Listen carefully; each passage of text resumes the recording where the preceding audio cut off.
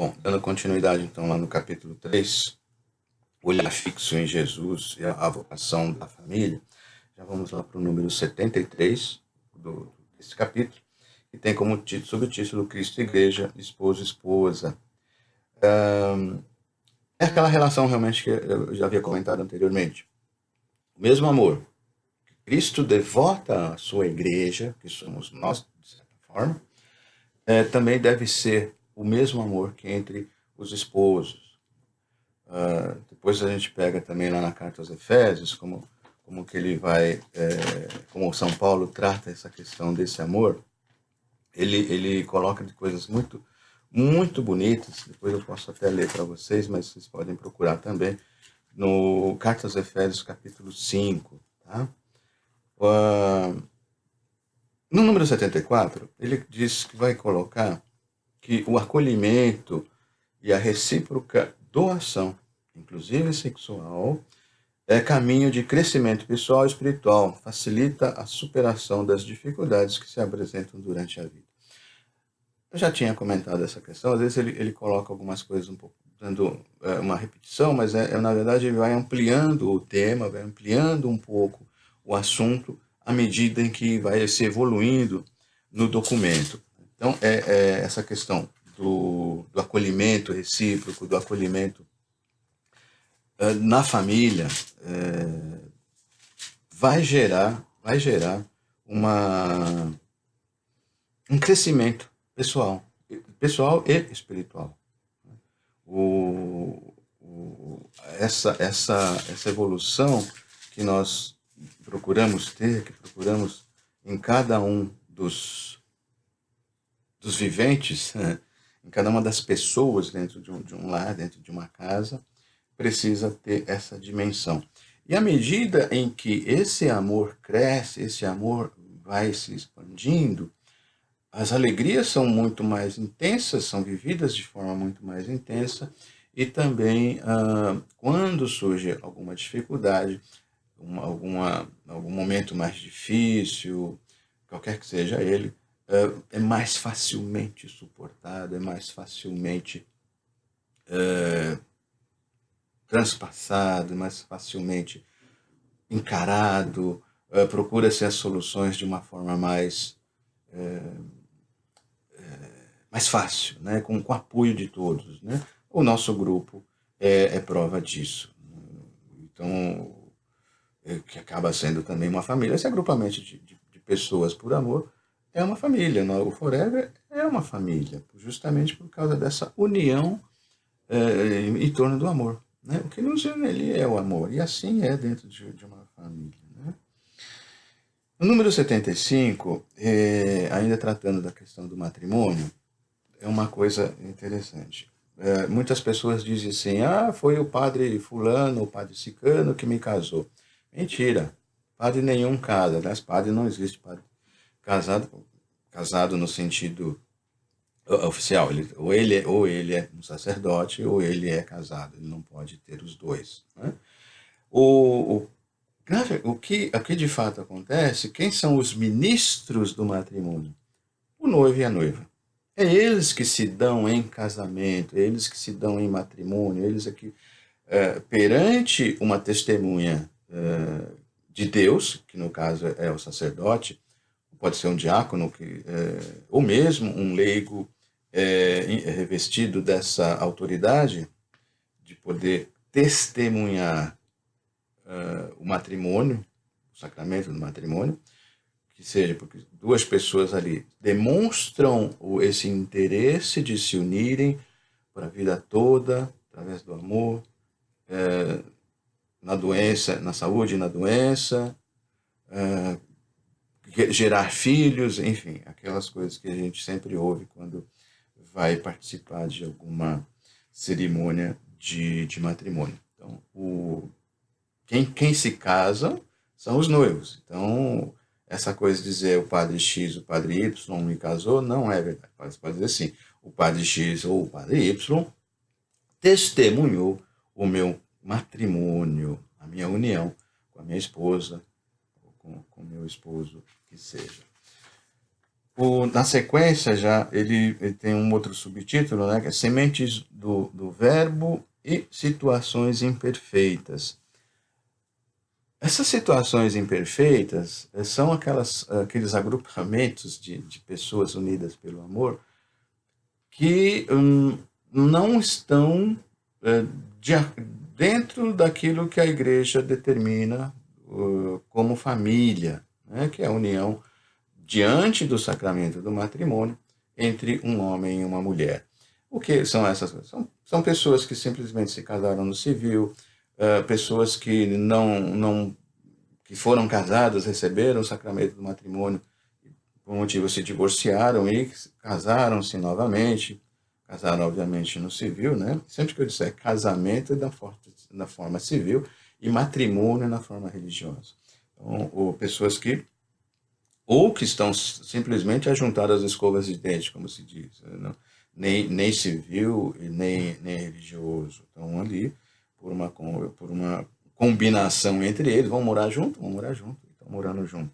Não tem, desde que haja amor ali não tem problema. No entanto, a igreja vai colocar o seguinte, o documento, né, vai dizer o seguinte, que a igreja, nós devemos acolher pastoralmente essas pessoas, mostrar a elas que elas podem participar da comunidade, que elas, mais do que podem, elas deveriam participar da comunidade dentro das suas condições, se pôr a serviço da comunidade. E os serviços, a gente que trabalha em comunidade, trabalha é modo de falar, mas a gente que tem as atividades, as ações dentro de uma comunidade, dentro de uma congregação, sabe que são inúmeros e que falta gente mesmo. E não é só por isso que falta gente, que eu vou pegar, não é isso. Mas é que, como filhos de Deus, como pessoas, né, como pessoas humanas revestidas da sua dignidade, elas precisam estar envolvidas. E nós que estamos aqui dentro da igreja, que nós, assim, nós somos da igreja, essa palavrinha, temos a obrigação de acolhê-los, de recebê-los conosco, e incentivá-los, então. Ou incentivá-los a praticarem o bem, mesmo que não queiram participar da comunidade. Então, fazer essas visitas também, procurar conhecer a realidade de cada uma delas. E se for possível, se tiver condição, encaminhá-las para o sacramento do matrimônio. Esquece custo, esquece quanto vai custar isso. Não, ali numa missa, chama lá, convida as pessoas, seus amigos, os parentes íntimos, os amigos próximos, e faz dentro da missa. Muitas paróquias aí têm realizado casamentos comunitários e tem sido muito bonito.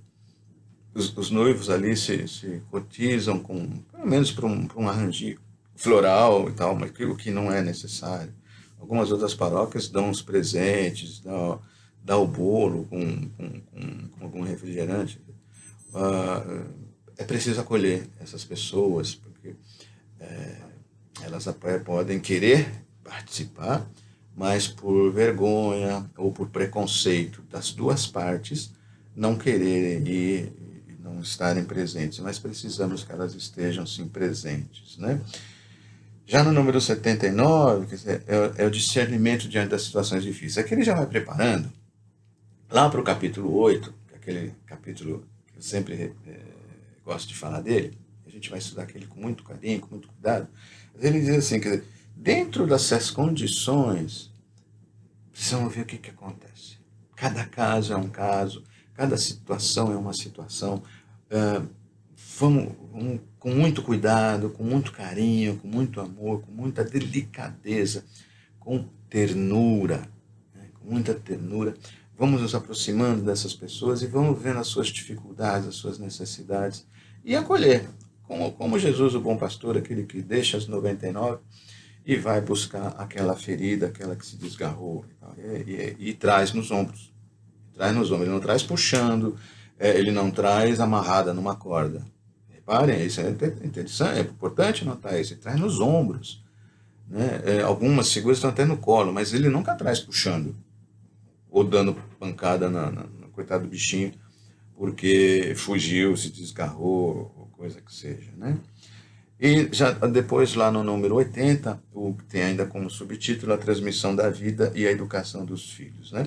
Então, obviamente que uma das funções dos esposos, prometida lá no altar, é gerar prole. Gerar prole. Se existe a intenção de não ter filhos ali no momento do matrimônio, é um matrimônio nulo. Mesmo que ele declare, sim, quero ter filhos e tal, mas se no íntimo da pessoa, se lá dentro, ela realmente fala, não, eu vou casar, mas não quero ter filho, então é um matrimônio nulo, porque é uma das condições para se ter. Por isso a testemunha ali pergunta, né, o sacerdote, o diácono, que seja, questiona se criarás os filhos que Deus lhe der dentro da doutrina, dentro da fé cristã e tal. E ele diz sim, mas esse sim tem que ser do coração, não pode ser da boca para fora. E mesmo assim, quer dizer, pode ter casais que não tenham condição de gerar filhos, e esses filhos então podem ser filhos adotados, não tem problema nenhum, né? Ele vai falar da questão do direito à vida ao nascituro, a questão do aborto também, que a gente precisa ver com muito cuidado, né? Mas dentro de uma família, não é porque você, às vezes, você acabou gerando um filho, não é por falta de condição financeira que você vai fazer o aborto. Existem outras situações e a gente precisa acreditar na providência divina, né? A educação dos filhos é um dever, é uma obrigação dos pais, a educação moral, a educação dentro de casa, aquela história do bom dia, do boa tarde, com licença, obrigado, por favor, isso é dentro de casa. Existe sim a educação que o Estado oferece, uma educação formal, mas a educação é responsabilidade dos pais, da família. Obviamente que os pais têm o direito de escolher a escola, isso ele coloca porque ele diz para o mundo inteiro, mas no Brasil, especialmente na nossa cidade, a gente sabe das dificuldades das pessoas de encontrarem uma escola e o governo vive fazendo experiências educacionais. A cada X anos, a pouquíssimo tempo, se faz alterações no currículo escolar, na forma de divulgação da educação. Isso, para mim, é a experiência que o governo faz e é muito ruim. É muito ruim. Não existe uma. Claro que o mundo evolui, nós temos que evoluir junto com ele em todos os sentidos. Mas eu penso que no Brasil ainda nós fazemos muitas experiências com a educação. Bom, a família, mas isso não isenta a responsabilidade da família, mas é dentro do lar, no seio do lar, que se inicia a educação principalmente religiosa, a educação espiritual.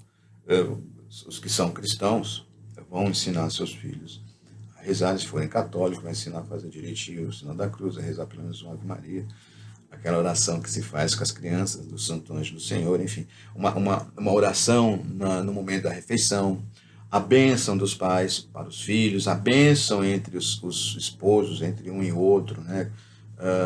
Quando a esposa vai sair, o marido vai sair para o trabalho ou para alguma outra atividade que seja, que a esposa o abençoe, que o marido também abençoe a esposa, quer dizer, que haja uma bênção recíproca, mútua e constante, né? Cada vez que aconteça desse momento. Ao acordar, ao levantar, fazer uma oração, ao deitar, também fazer uma oração, rezar juntos, fazer orações juntas, né? Orações simples, agradecer o ambiente familiar, agradecer a casa, agradecer a refeição, as refeições, todas elas, sempre pelo menos ali lembrar daqueles que não têm alimento, enfim, esse tipo de coisa, né? E já para encerrar aqui, já no número 88, que é o último número desse capítulo, ele vê assim que quando o amor se faz presente, né, nos momentos mais difíceis da vida, são melhor suportados, superados, é aquilo que ele já tinha colocado, e as alegrias são mais intensas. Na família é que se aprende o amor fraterno, o perdão mútuo, o culto, e assim se desenvolve a santidade de toda a família, certo? Isso é o que nós tínhamos aqui por enquanto. Tive que quebrar aqui o vídeo e acho que a gente vai ter que quebrar alguns outros aí também, porque eles vão ficando cada vez mais densos, mais interessantes, mais aprofundados. Obviamente que o que a gente colocou aqui é só um flash daquilo que tem o documento. É importante que vocês leiam também. Mais importante ainda que teçam os seus comentários, as suas críticas, acrescentem aí as outras pessoas que queiram também partilhar desse lindo documento que trata do amor na família. Ok, gente? Obrigado aí pela atenção. Fiquem com Deus. Até a próxima.